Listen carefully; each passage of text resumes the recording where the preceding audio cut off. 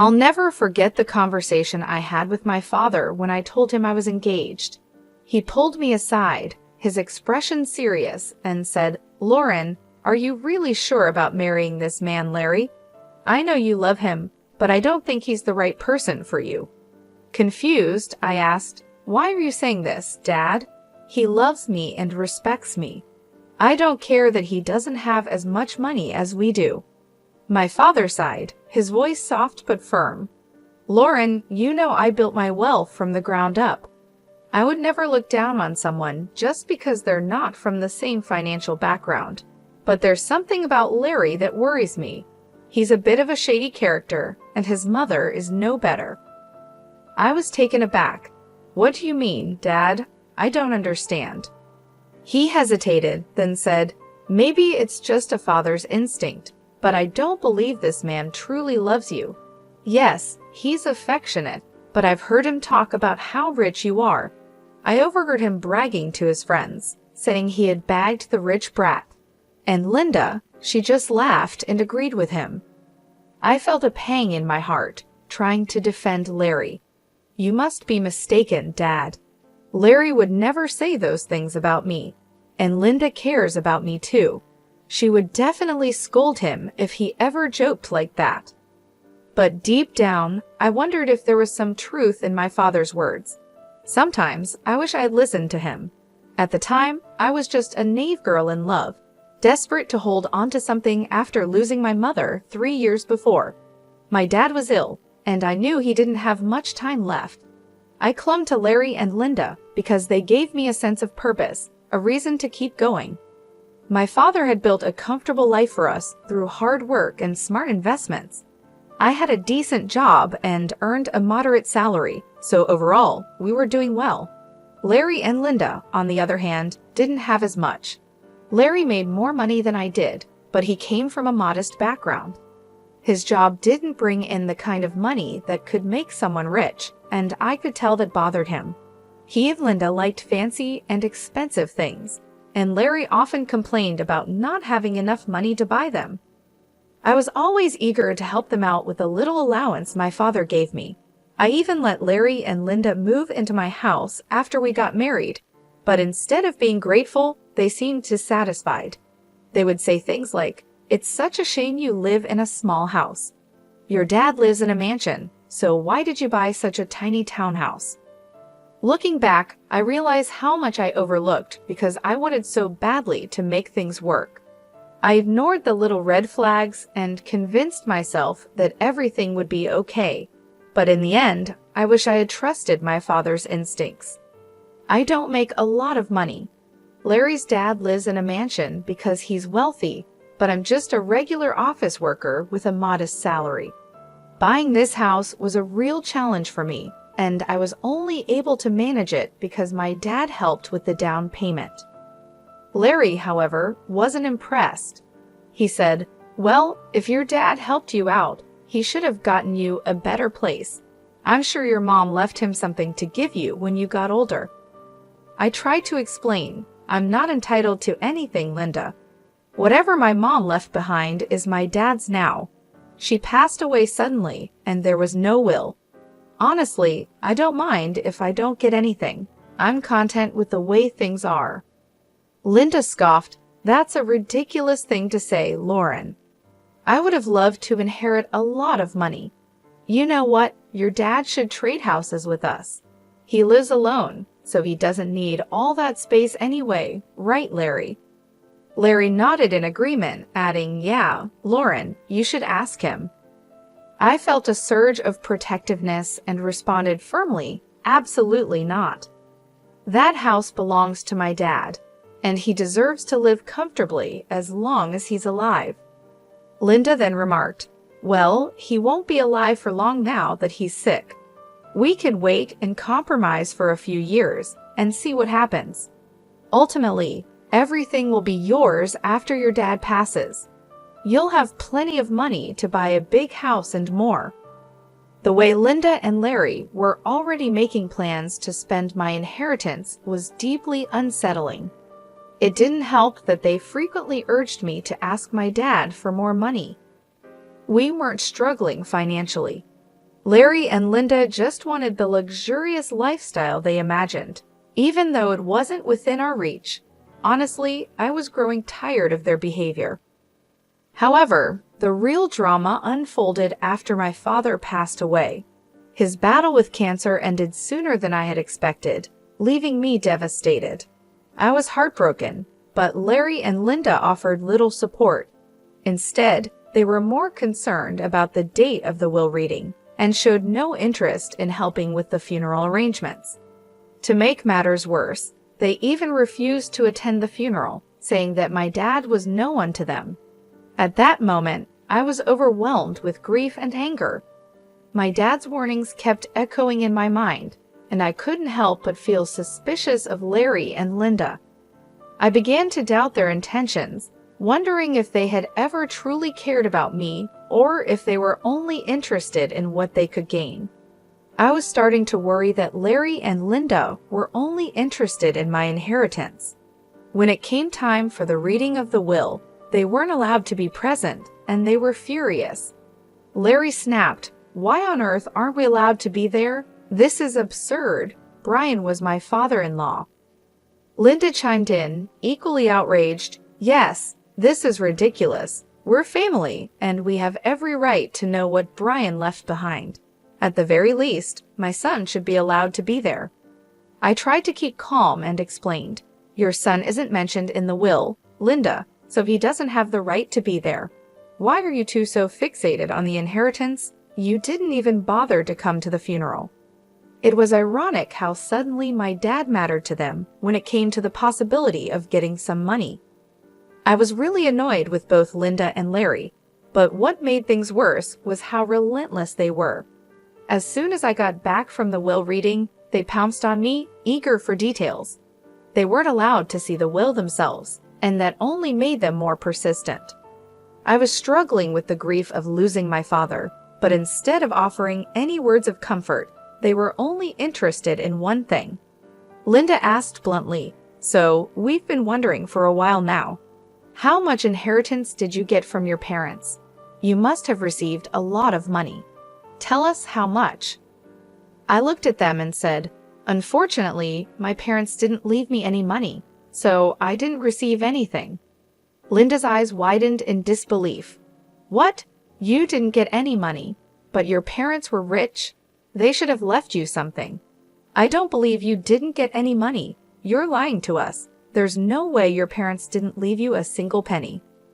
Larry joined in, pressing me, "No money at all. The will didn't even mention you getting any kind of money. You can't be serious." I sighed and tried to stay patient. "No, Larry, there was no money in my inheritance. The lawyer told me that. You can even check my bank balance in a few days and see for yourself." "But what about all their wealth?" Linda asked, her voice edged with frustration. "You're their only child. Who's going to get everything they had?" I shook my head and said, "I don't know about that, Linda. The lawyer just told me I didn't get any money, and honestly, that's okay with me. It was my parents' money, and it's up to them who they chose to leave it to." Linda looked furious and blurted out, "That's ridiculous. You need to fight for that money. It should be yours." "There is no money, Larry," I repeated firmly. They didn't have much left in the end, and whatever was left, they gave to charity. They had been planning this for a while. Larry and Linda looked completely taken aback, anger simmering just below the surface. I couldn't understand why they were so upset. I almost gave in and told them everything, but something held me back. There was a growing doubt in my mind that my husband and mother-in-law were up to something that wasn't in my best interest. I decided to wait and see how they would react, but they didn't let up. Larry and Linda kept pressuring me for more information, as if they didn't believe what I had told them. The more they pushed, the more uneasy I felt, sensing that there was more to their behavior than just disappointment over the inheritance. I decided enough was enough. I told them firmly that I didn't get any money, and even offered to show them my bank account in a few days. A month passed and nothing showed up. During this time, Larry became more distant and stopped being affectionate. He was always checking my account, and constantly hounding me for information about my inheritance. It became clear where this was heading. Finally, one day, I decided to put an end to it. I showed them my bank statements and said, "See, I told you that I didn't receive anything. I'm not hiding any secret inheritance money from you. Do you believe me now?" Larry looked at the statements and said, "Wow, our years of hard work just went down the drain then.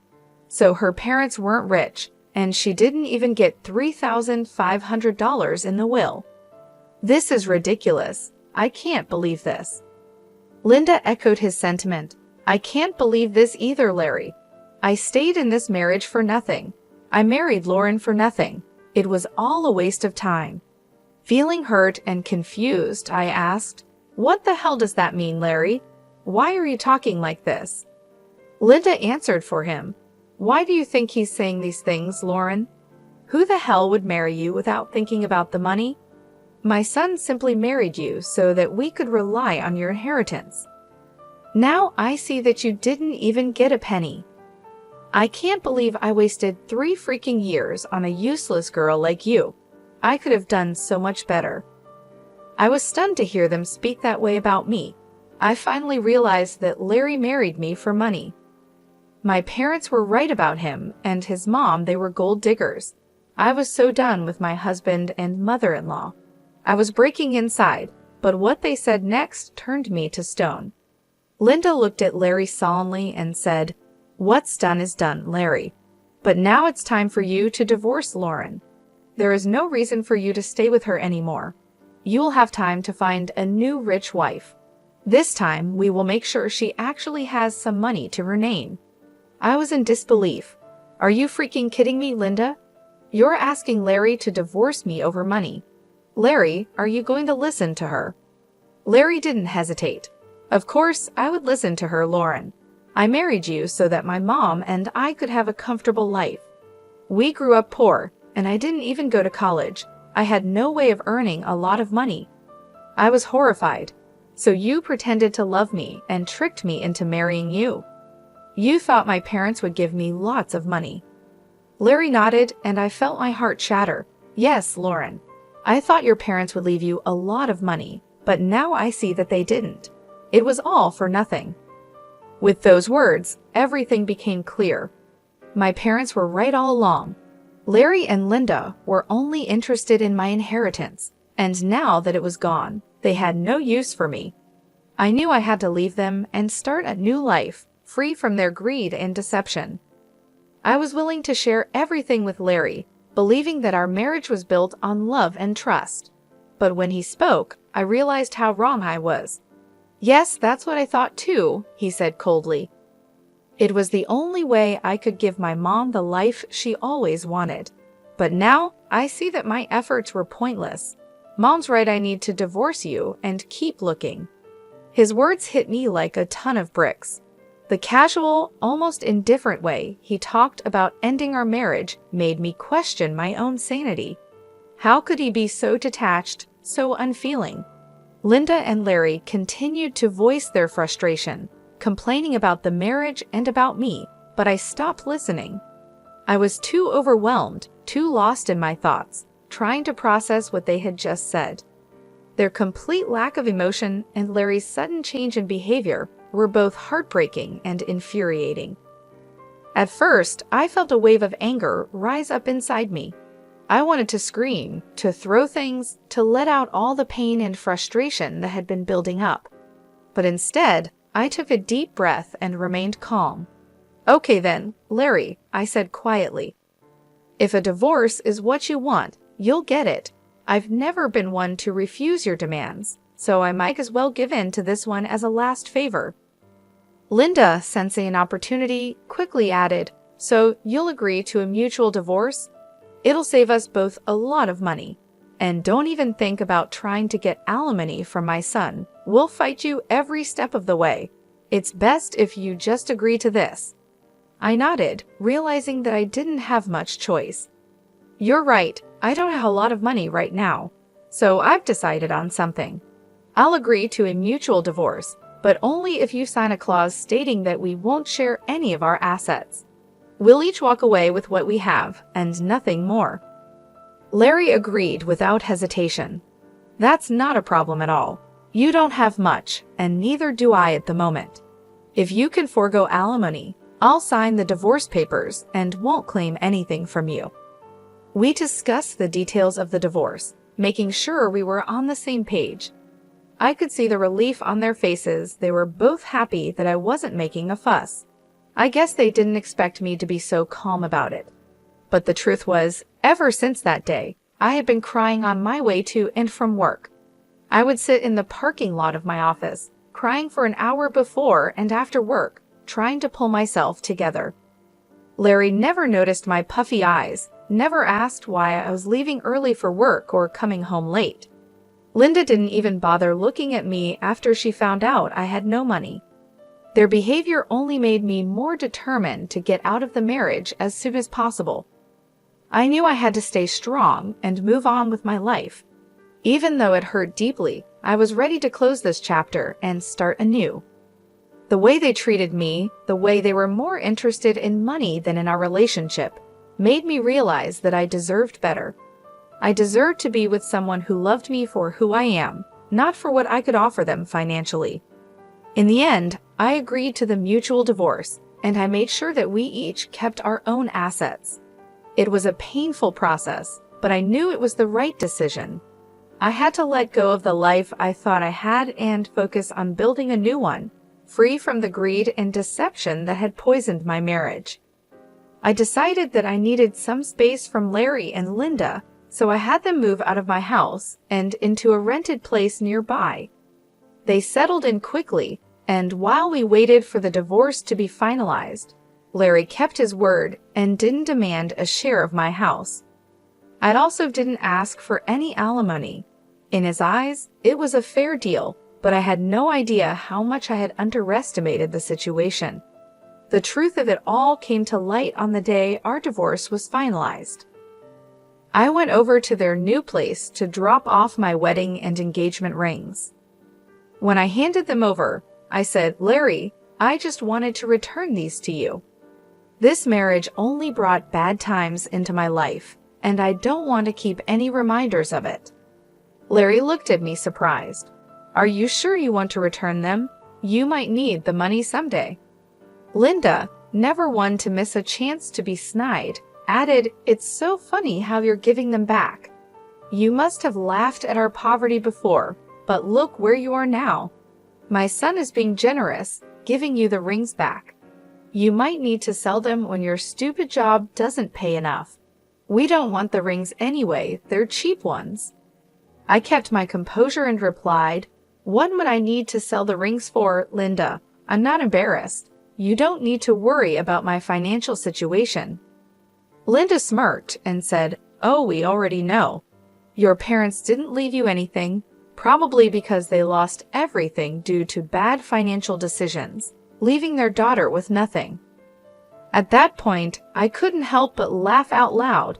Linda looked puzzled, and so did Larry. I could see that Larry was annoyed by his mother's behavior and also surprised by my laughter. Linda snapped, "Why the hell are you laughing? Did I say something funny?" I looked her straight in the eye and said, "It's hilarious that you think I'm destitute, Linda. It's also funny that you believe my parents lost all their fortune." Linda, clearly offended, retorted, "Well, of course you're destitute. Your parents didn't even leave you a penny. They must have messed up and ruined your life by not leaving you an inheritance." I smiled and said calmly, "I never said I didn't receive an inheritance, Linda. I simply told you that I didn't get any money. My parents actually left me plenty of inheritance." Linda's eyes widened in disbelief. "What do you mean you have an inheritance? I'm so confused." I continued, "My parents could see through you and Larry for what you are, little gold diggers, so they made a secret clause in their will. It stated that I wouldn't receive any monetary inheritance right away. Instead, I was given something much more valuable." Larry, now clearly agitated, asked, "What are you talking about? What did they leave you?" I looked at them both and said, My parents left me this entire neighborhood as my inheritance." Linda and Larry were stunned. Linda stammered, "What? You own this neighborhood now? How is that possible?" "We would have known about your inheritance if that were true. We even signed the lease with an estate manager who didn't tell us the name of the owner." I explained, "My parents wanted me to wait for a year before I could take full control of the properties, so everything was kept quiet. But now I own this entire neighborhood, including the place you're living in." Linda and Larry were left speechless. The realization that they had been living in a place I owned, after all their scheming, was too much for them to handle. The tables had turned completely, and they were finally exposed for who they truly were. I turned to leave, feeling a sense of closure and satisfaction. I had seen through their greed and managed to come out stronger on the other side. Now I was ready to move on and build a new life, free from their manipulation and lies. I got my inheritance, and my parents wanted me to test if you were with me for love or money. Well, you both failed the test, so now you won't get anything from me. The estate manager was put in charge by my parents to take care of the property before I inherited it. They were very smart, you know." Larry scoffed, "That's impossible. I don't believe anything you're saying. You're just embarrassed because you don't have any money left." I replied, "Oh really, Larry? Is that what you and your mother think? Why don't you call your landlord and ask him yourself?" Linda and Larry quickly called their landlord to check what I had said. Since their landlord was actually the estate manager, he told them everything. When they hung up, they looked shocked and panicked. "You lied to us," Linda stammered. "You tricked us into thinking you didn't have anything, but you own the entire housing society now. How dare you trick us like this? You wanted to keep all your wealth to yourself, so you made Larry divorce you and sign papers saying he wouldn't take anything from you." I couldn't help but laugh at their nerve. It was finally hitting them how badly they had messed up, and now it was time for some well-deserved karma. I said, "It's funny you're accusing me of being dishonest. Larry, you tricked me into marrying you by pretending you loved me. And Linda, you helped him with this plan and even told him to divorce me. If anyone here was scamming, it was the two of you. As for my inheritance, you asked how much money I got, and I answered truthfully. This was all a misunderstanding on your part." Linda tried to reason with me. "What's done is in the past. Why don't we try again? We did spend 5 years together, and it would be a shame to throw it all away." I shook my head and said, "So now you want me back in your life? Funny how you were so eager to start fresh with a new girl.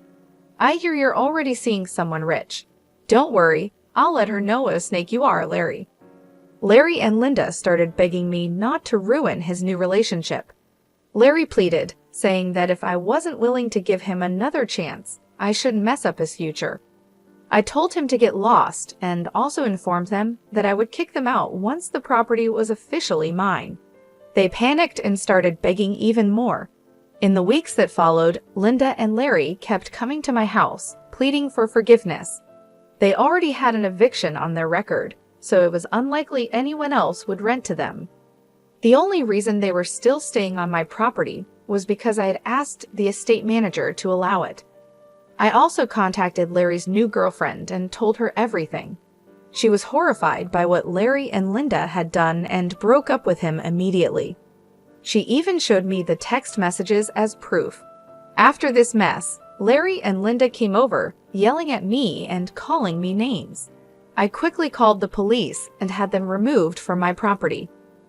Once the property was officially in my name, I kicked them out very quickly. They didn't expect me to follow through with my threat. When they showed up again, I called the police, who gave them a stern warning. I also filed for a restraining order. It turned out that the whole town knew about what had happened. Larry and Linda were shunned by their friends and had to leave the city to start over somewhere else. Meanwhile, I'm enjoying my new wealth and finally free from those gold-digging leeches.